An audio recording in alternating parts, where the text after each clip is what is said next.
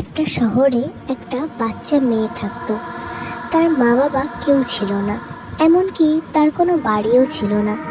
তাই সে রাস্তায় বসে ভিক্ষা করত। একদিন রাতে খুব বৃষ্টি নামলো। সেই মেয়েটি যে রাস্তায় বসে ভিক্ষা করত, তার পাশেই একটা পুরনো বাড়ি ছিল। সেই বাড়িতে একটা কালো কুকুর থাকতো। রাত হলেই সে বাড়ির চারপাশে ঘুরে বেড়াতো। কুকুরটার চোখ দুটো জ্বলজ্বল করতো অন্ধকারে। ওই বৃষ্টির রাতে ছোট্ট মেয়েটি সেই বাড়িতে এলো। এসে পুরো বাড়িটি দেখতে লাগলো। যখন দেখলো বাড়িটি পুরো ফাঁকা, তখন সে ভাবলো রাতে এখানেই ঘুমাবে। হঠাৎ মাঝরাতে সে শুনলো কুকুরটা তার দরজার সামনে দাঁড়িয়ে ডাকছে। মেয়েটি ভয় পেয়ে চিৎকার করে উঠল। তখন কুকুরটা দরজা খুলে ভিতরে ঢুকে গেল। মেয়েটির বিছানার পাশে এসে দাঁড়ালো। মেয়েটি ভাবলো কুকুরটি হয়তো তাকে কামড়ে দেবে, কিন্তু হঠাৎ কুকুরটা কথা বলতে শুরু করলো।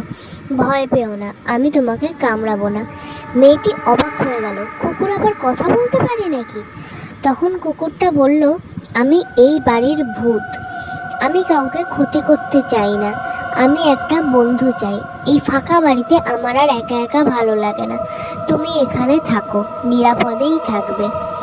সেই রাত থেকে মেয়েটি আর ভয় পেল না।